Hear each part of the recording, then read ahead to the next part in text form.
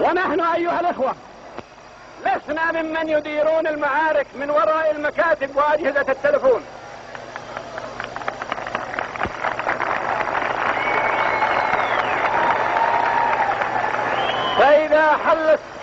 فإذا حلت الساعة ودق جرس الحرب والنضال فستروني أنا بنفسي وإخوتي وأبنائي أمامكم.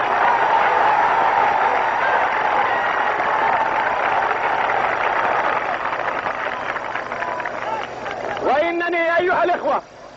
لا أقول هذا لا رياء ولا تزلفا، ولكنني أقوله عن عقيدة ثابتة، لأنه إذا لم ندافع بدمائنا وكياننا وكل ما نملك عن قضايانا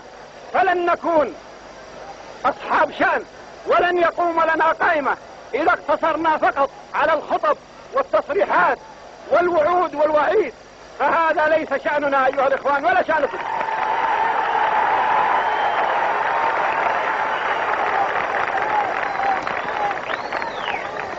ونحن حينما نصارح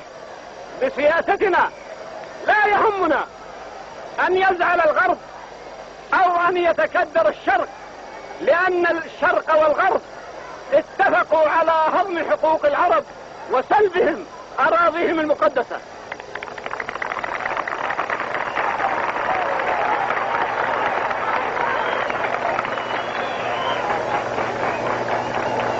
نحن لسنا ممن يطلب الإعانات والقروض،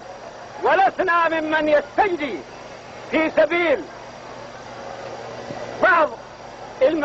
المسائل المادية الزائفة، ولكننا ندافع عن مبدأ ندين به بعد الله وبعد عقيدتنا الإسلامية، بأن العرب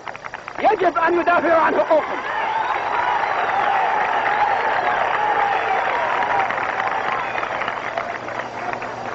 أيها الأخوة الكرام، نحن كما قلت لا نريد من إخواننا العرب إلا أن نتصافى فيما بيننا بأخوة ونتعاون على إسعاد شعوبنا والنهوض بها، وألا نستعمل قواتنا وبوليسنا في التدمير والتخريب وفي إرهاب المواطنين وفي سلب أموالهم وحرياتهم وكرامتهم، فهذا ليس